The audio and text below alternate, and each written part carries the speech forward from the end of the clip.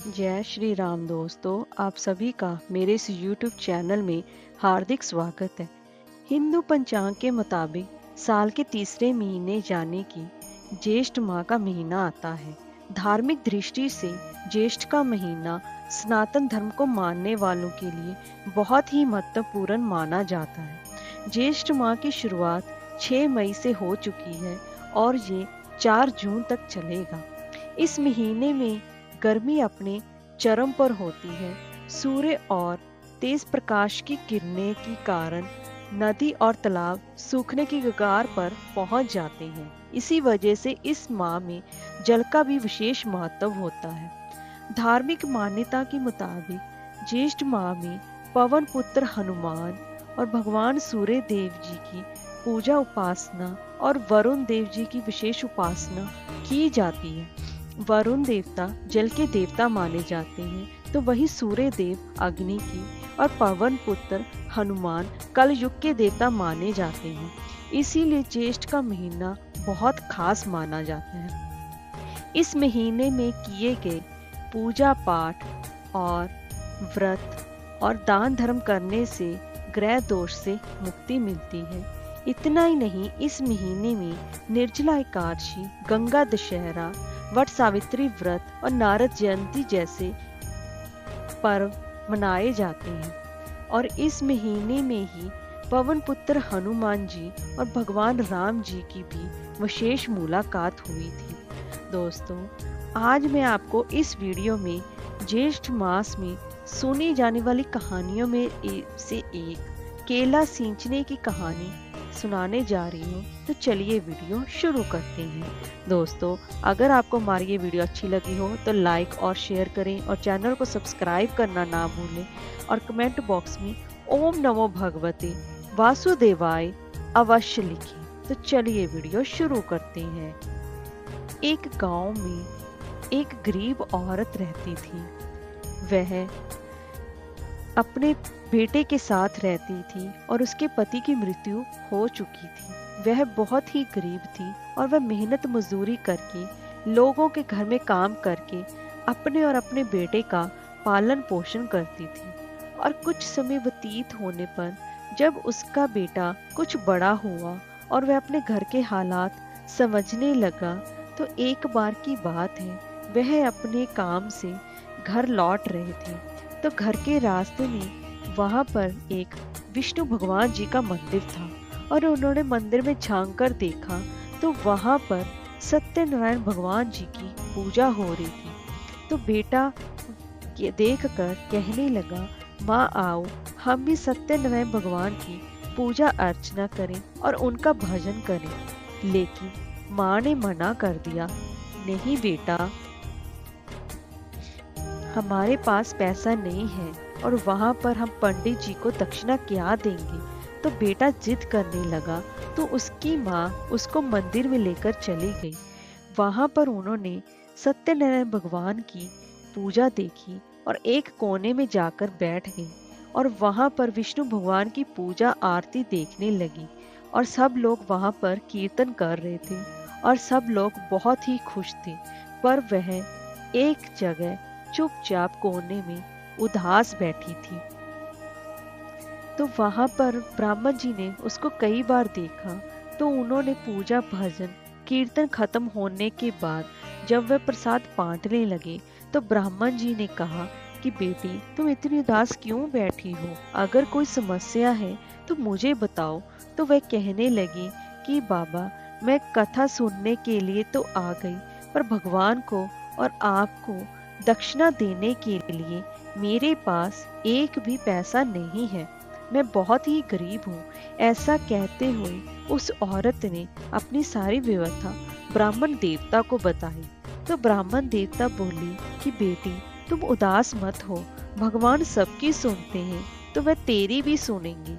सुनो बेटी, आज वैशाख की पूर्णिमा है और कल से जेठ माह शुरू हो रहा है। तो तुम ऐसा करना, कल सुबह जल्दी उठना, स्नान करके केले के पौधे में जल डालना। केले के पौधे में भगवान विष्णु जी का वास होता है, इसलिए तुम पूरे जेठ महीने में केले के पौधे को सींचना, तो ऐसा करने से तुम्हारे सारे दुख और दरिद्रता हमेशा के लिए खत्म हो जाएगी। तो वह ब्राह्मण जी से सारी विधि जानकर खुशी के साथ अपने बेटे के साथ घर वापस आ गई और दूसरे दिन सुबह जल्दी उठकर स्नान कर केले के पौधे में जल डालने लगी और यह अब उसका नियमित दिनचर्या बन गई थी।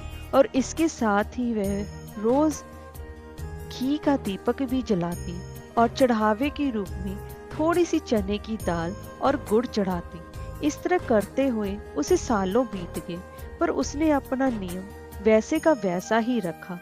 भगवान विष्णु जी की कृपा से उसकी जल्द ही उसको एक बगीचे में अच्छी सी नौकरी मिल गई, जिससे कि उसका गुजारा भी अच्छे से हो जाता और उसने अपने बेटे का पालन पोषण भी वह अब अच्छे तरीके से करने लगी।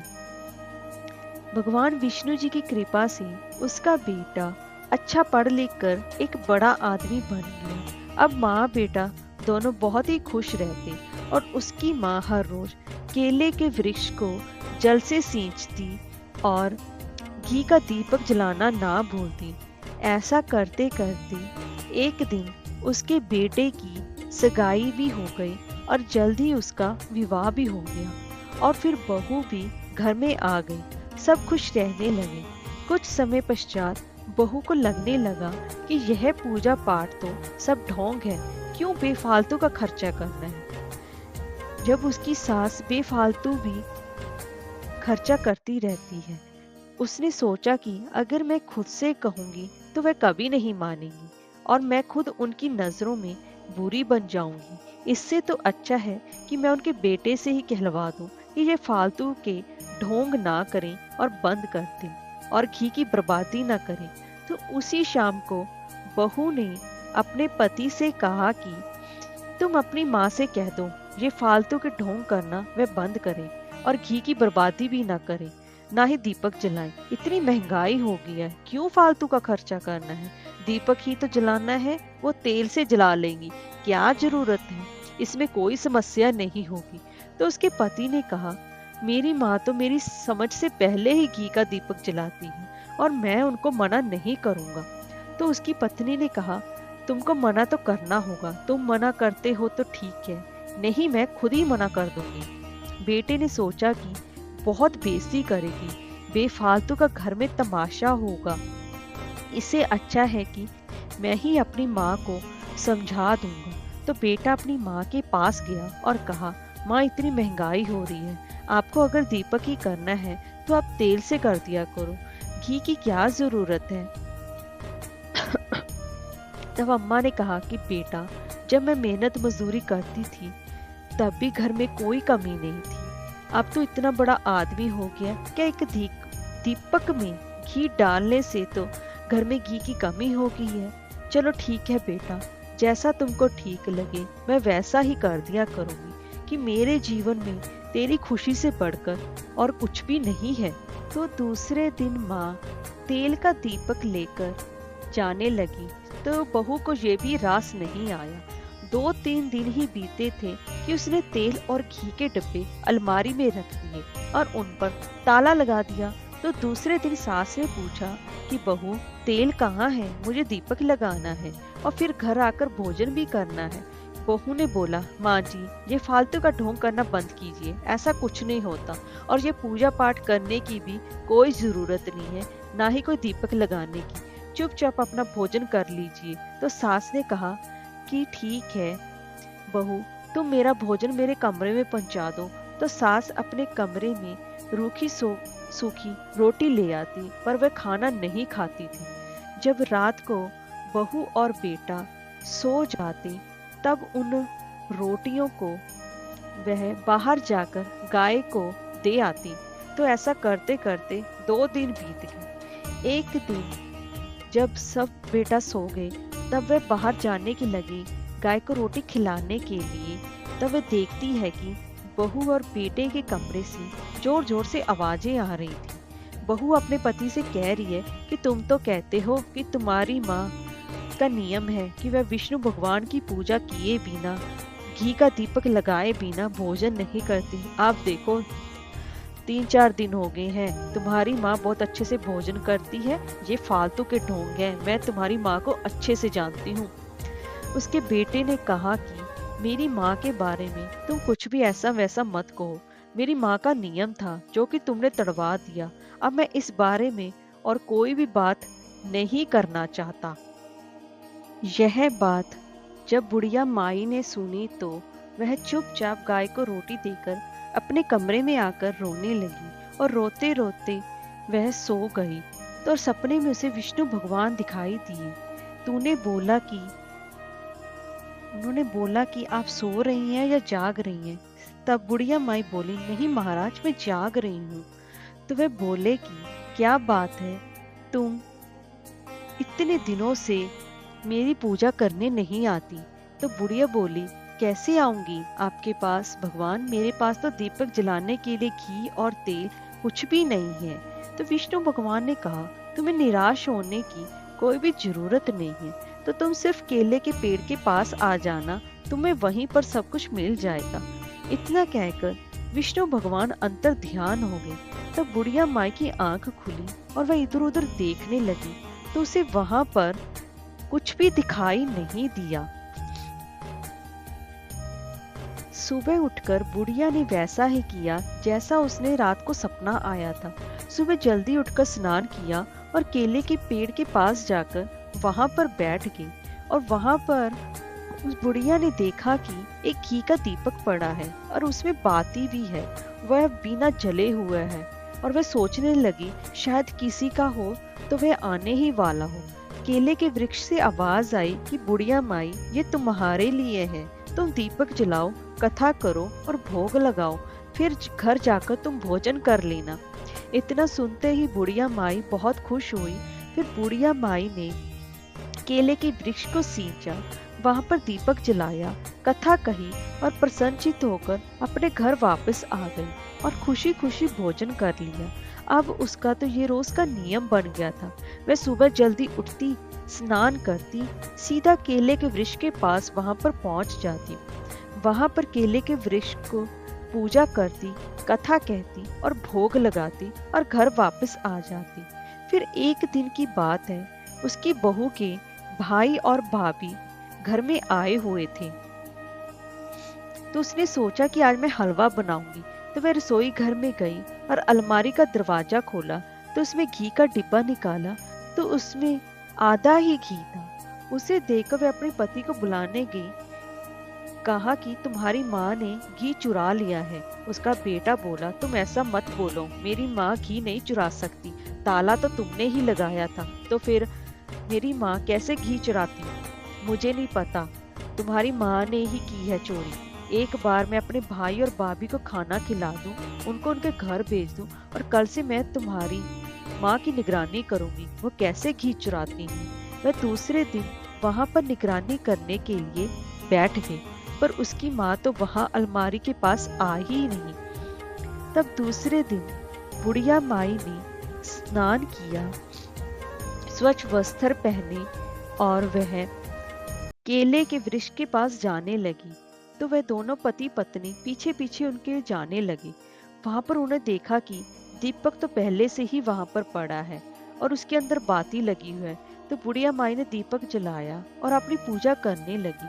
तो फिर पूजा करने के बाद बुढ़िया माई उस केले के पौधे से लिपट लिपट कर रोने लगी, भगवान, ऐसी पूजा और घी का मैं क्या करूं कि मेरे बेटा और बहू तो मुझसे बात भी नहीं करती। जिस बेटे को मैंने इतनी कठिनाइयों से पाला, आज वह मेरा बेटा मुझसे बात तक नहीं करता और बहू कहती है कि मैं चोर हूँ। अब भगवान आप ही बताइए कि मैं क्या करूँ? आप मेरी क्यों परीक्षा ले रहे हो? अब मुझे और कितनी परीक्षाएं देनी पड़ेंगी? मैंने ऐसा कौन सा बुरा कर्म कर दिया जिसकी वजह से मुझे आज ये दिन देखना पड़ रहा है? ऐसा कहते हुए वह बुरी तरह फफक फफक कर रोने लगी। उसकी करुणा भरी पुकार सुनकर विष्णु भगवान साक्षात वहां पर प्रकट हो गए और बोले, बुढ़िया माई, तुम घर जाओ, वहां पर तुम्हें सब कुछ ठीक मिलेगा और तुम्हें रोने की कोई भी जरूरत नहीं है। बेटा कभी भी अपनी माँ से विमुख नहीं हो सकता। ऐसी बात सुनकर साक्षात विष्णु भगवान को देखकर उसके बेटे को बहुत ही दुख हुआ और अपनी पत्नी से कहने लगा कि अपनी माँ के खिलाफ जाकर ऐसे जिंदगी से जीने से अच्छा तो मरना ही बेहतर है। आज तुम्हारी शक्ति मेरी माँ की भक्ति और पूजा और श्रद्धा को कलंकित किया है। मैं कैसे भूल गया कि मेरी माँ ने मुझे किन कठिनाइयों में पाला था। मैं मेरी माँ का एकमात्र सहारा ही तो था। आज मैं तुम्हारे कहने से अपनी माँ से विमुख हो गया। मुझे इसकी बहुत बड़ी भूल हो गई। अब इस बात का प्रायश्चित कैसे होगा? ऐसा कहते हुए वह बुरी तरह से रोने लगा। तो उसकी पत्नी कहने लगी कि पाप आपने नहीं किया और ये तो मैंने किया है और आज मेरी आंखें खुल गई हैं। वो ऐसा कहते हुए अपनी सास की तरफ दौड़ी और उनकी पैरों के पास लिपटकर रोने लगी और कहने लगी, माँ जी मुझे माफ कर दीजिए। मैं आपकी पूजा पाठ को ढोंग बताया और चोरी करने का इल्जाम भी आप पर लगाया। आप मुझे सजा दीजिए। आपकी जो सजा होगी वह मुझे मंजूर होगी। आप मुझे माफ कर दीजिए। तो बुढ़िया माई ने उसे उठाते ही कहने लगी और अपने गले से लगा लिया और कहा कि बेटा, माँ अपने बच्चों से कभी भी नाराज नहीं हो सकती है। और ऐसा कहते हुए तो उसने बुढ़िया माई ने कहा, बेटा चलो घर चलते हैं। और बुढ़िया माई अपने बेटे और बहू के साथ अपने घर आ गई। और फिर बहू ने कहा, माँ जी मैं भी आपके साथ अब रोज केले वृक्ष की पूजा किया करूंगी। अब दोनों सास बहू रोज सुबह जल्दी उठकर स्नान करके केले के वृक्ष के पास जाती और फिर घी का दीपक भी जलाती और कथा कहती। और एक दिन बुढ़िया माई ने कहा, बेटा आज पूर्णमासी है, मैं कुछ पंडितों को भोजन कराना चाहती हूँ। तो उसकी बहू ने कहा, हाँ माँ जी खुशी से करवाइए। तब बहू ने 36 प्रकार के व्यंजन तैयार किए और पंडितों को भोजन कराया और उनको दक्षिणा देकर विदा किया। पंडित जी उनकी सेवा भाव भक्ति देकर अति प्रसन्न हुए और आशीर्वाद देकर चले गए। उनकी सेवा और भक्ति देकर विष्णु भगवान जी भी अत्यंत प्रसन्न हुए और उन्हें सुख सौभाग्य और संतान का और धन का आशीर्वाद दिया। तब 9 महीने बाद उनकी बहू ने बहुत ही सुंदर पुत्र को जन्म दिया और घर में अन्न और धन की कोई कमी नहीं रही। इस तरह पूजा करने से बुढ़िया माई को अनंत सुखों की प्राप्ति हुई और अपने जीवन के सुखों को भोगती हुई वह बैकुंठ धाम को गई। इसलिए कहते हैं कि विष्णु भगवान की पूजा कभी भी निष्फल नहीं होती, उसका फल कभी ना कभी तो जरूर मिलता है। हे विष्णु भगवान, जैसे बुढ़िया माई को दिया वैसा ही सबको देना। कहानी सुनने वाले और कहने वालों की सभी की मनोकामनाएं पूर्ण करना। जय श्री राम।